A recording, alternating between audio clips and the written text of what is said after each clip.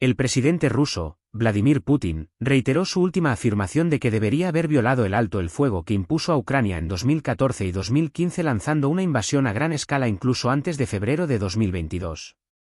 Putin reiteró durante una entrevista con el periodista del Kremlin Pavel Zarubin el 22 de diciembre que Rusia debería haber comenzado su invasión a gran escala de Ucrania antes de febrero de 2022, pero añadió que es imposible decir exactamente cuándo debería haber sido.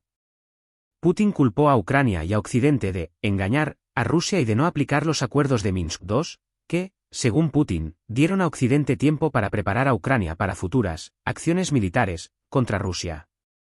Putin afirmó que Rusia debería haberse preparado para esto y elegido el momento adecuado para iniciar su invasión a gran escala de Ucrania y no esperar al momento en que ya no fuera posible no hacer nada.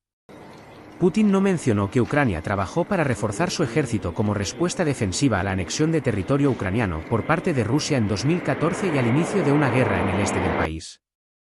Putin hizo comentarios similares durante su conferencia de prensa televisada por Direct Line el 19 de diciembre, en la que afirmó que habría tomado antes la decisión de lanzar su invasión a gran escala si pudiera volver a hacerlo.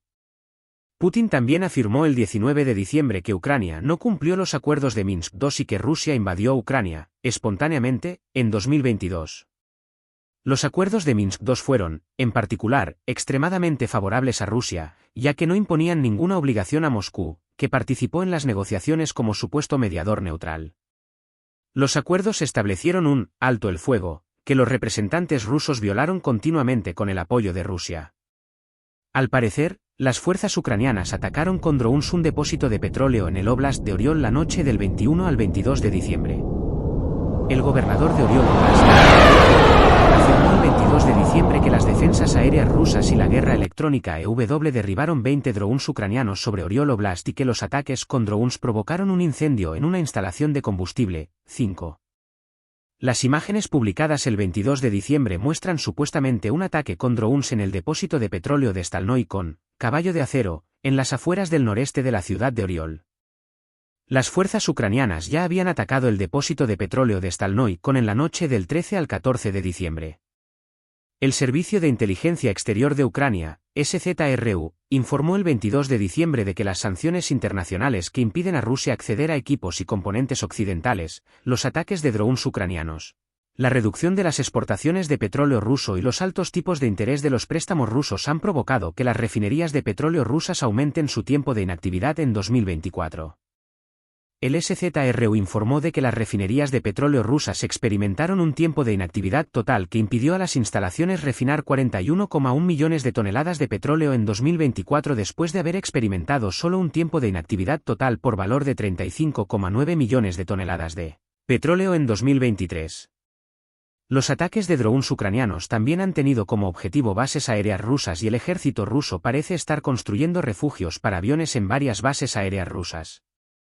Las imágenes por satélite recogidas a lo largo de octubre de 2024 indican que el ejército ruso ha estado construyendo refugios para aeronaves en varias bases aéreas, incluidas las de Primorsko-Akhtarsk, en Krasnodar Krai, la ciudad de Kursk, y la ocupada Belbek, en Crimea.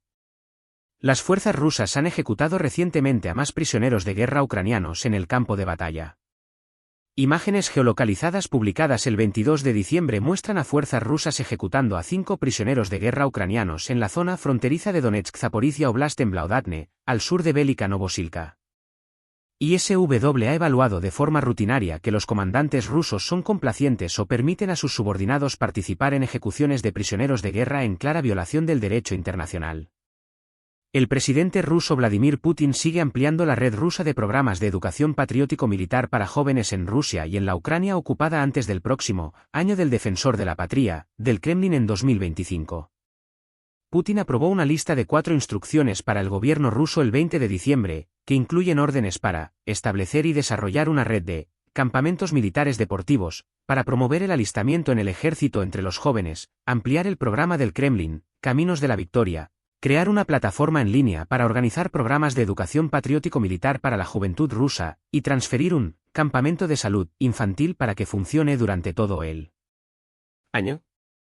El programa, Caminos de la Victoria, del Kremlin tiene como objetivo fomentar sentimientos patrióticos en los niños y jóvenes modernos, y ofrece excursiones gratuitas a lugares culturales e históricos rusos de gloria militar, para niños y jóvenes rusos. El Kremlin ya ha utilizado anteriormente los campos de entrenamiento militar y deportivo, Avangard, para militarizar y adoctrinar a los jóvenes ucranianos en las narrativas culturales e históricas rusas, y parece estar ampliando su red de estos campos y otros similares por toda Rusia como parte de sus esfuerzos de generación de fuerzas a largo plazo. El Kremlin también se está preparando para ampliar y elevar otras organizaciones patriótico-militares juveniles, como Yunarmilla y Movimiento de los Primeros, para militarizar a la juventud rusa. Putin anunció el 20 de diciembre que el Kremlin considerará 2025 como el año del defensor de la patria, lo que indica que pretende orientar las prioridades políticas e ideológicas de Rusia para 2025 en torno a los veteranos rusos y a una mayor militarización de la sociedad rusa. Es probable que el Kremlin pretenda aprovechar estas organizaciones político-militares para fomentar y elevar el prestigio del servicio militar entre la juventud y la sociedad rusas, mientras el Kremlin sigue planificando su esfuerzo bélico a largo plazo en Ucrania y posibles futuros conflictos armados con países occidentales. El 21 de diciembre, fuerzas ucranianas atacaron Kazán, República de Tatarstán, con aviones no tripulados.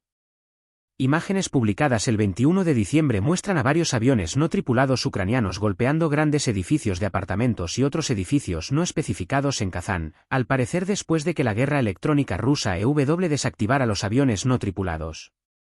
Fuentes rusas afirmaron que las fuerzas rusas destruyeron 6 drones ucranianos cerca de Kazán y derribaron un dron sobre un río cercano, y que un dron impactó cerca de una empresa industrial no especificada de Kazán. El presidente ruso, Vladimir Putin, llamó al jefe de la República de Tatarstán, Rustam Minnikhanov, después de que éste visitara las zonas residenciales dañadas de Kazán. Los medios de comunicación de la oposición rusa sugirieron que las fuerzas ucranianas probablemente tenían como objetivo una instalación de producción de pólvora, un aeródromo, una base militar o una instalación de producción de helicópteros cerca de Kazán. Los ataques rusos con misiles balísticos dañaron varias embajadas en el centro de Kiev en la mañana del 20 de diciembre. Las fuerzas aéreas de Ucrania informaron de que las fuerzas rusas lanzaron 5 misiles balísticos Iskander-M/Nord KN-23 contra la ciudad de Kiev en la mañana del 20 de diciembre y que las fuerzas ucranianas derribaron los 5, pero que los restos de los misiles dañaron infraestructuras en la ciudad de Kiev y causaron víctimas civiles. El portavoz del Ministerio de Asuntos Exteriores ucraniano, Eori Tiki, declaró que el ataque con misiles rusos dañó varias embajadas en un solo edificio, entre ellas las de Albania, Argentina, Montenegro, Macedonia del Norte, Palestina y Portugal. La Fuerza Aérea de Ucrania informó de que las fuerzas rusas también lanzaron un misil balístico Iskander-M, un misil de crucero Kh-59/69 y 65 Stad y otros drones contra Ucrania durante la noche del 19 al 20 de diciembre, de los cuales las defensas aéreas ucranianas derribaron 40 drones e interferencias de guerra electrónica EW causaron la pérdida de 20 drones. La Fuerza Aérea de Ucrania informó de que los ataques nocturnos con drones y misiles dañaron infraestructuras civiles en las provincias de Dnipropetrovsk, Kharkov, Kiev y Sami. Según los informes, las fuerzas ucranianas llevaron a cabo su primer ataque utilizando únicamente vehículos terrestres no tripulados, UGV, y drones con visión en primera persona, FPV, lo que pone de relieve los esfuerzos en curso de Ucrania para aprovechar la innovación tecnológica en las operaciones terrestres. El portavoz de una brigada ucraniana que opera en la dirección de Kharkiv informó el 20 de diciembre de que las fuerzas ucranianas llevaron a cabo su primer ataque terrestre utilizando exclusivamente sistemas robóticos en lugar de infantería en una fecha no especificada cerca de Lipsy, al norte de la ciudad de Kharkiv, y destruyeron con éxito posiciones rusas no especificadas durante el ataque. El portavoz declaró que las fuerzas ucranianas llevaron a cabo el ataque con docenas de vehículos aéreos no tripulados equipados con ametralladoras y también utilizaron los vehículos aéreos no tripulados para colocar y retirar minas en posiciones no especificadas de la zona. Funcionarios ucranianos han destacado en repetidas ocasiones los esfuerzos de Ucrania por utilizar innovaciones tecnológicas y capacidades de ataque asimétricas para compensar las limitaciones de mano de obra de Ucrania, en contraste con la voluntad de Rusia de aceptar un número de bajas insostenible a cambio de ganancias territoriales marginales. Ucrania también sigue innovando en la producción de drones aéreos.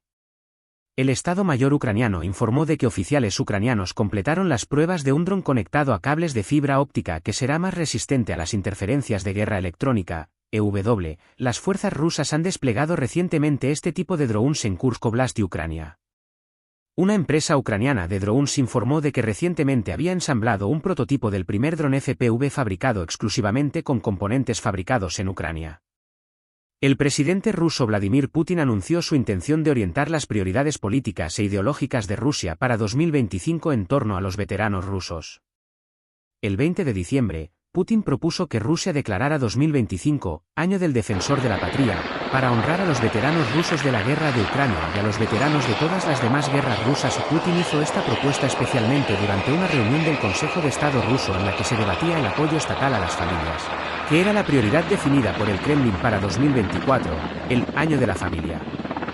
El Kremlin ha tomado últimamente varias medidas para atender y empoderar a los veteranos rusos de la guerra de Ucrania. El programa Tiempo de Héroes, por ejemplo, pretende colocar a veteranos de la guerra de Ucrania en puestos de gobierno locales y federales con un doble efecto: por un lado, apaciguar a una parte cada vez mayor de la población rusa que ha luchado en Ucrania, y por otro, instalar ideales militaristas en todos los niveles de gobierno. Es probable que Putin comprenda que, para mantener las necesidades de mano de obra de su guerra en Ucrania, no puede privar de sus derechos a la creciente clase veterana, y las prioridades ideológicas definidas por el Kremlin para 2025 probablemente pretendan ganarse el favor de esta población e incluso cooptarla mientras dure la guerra.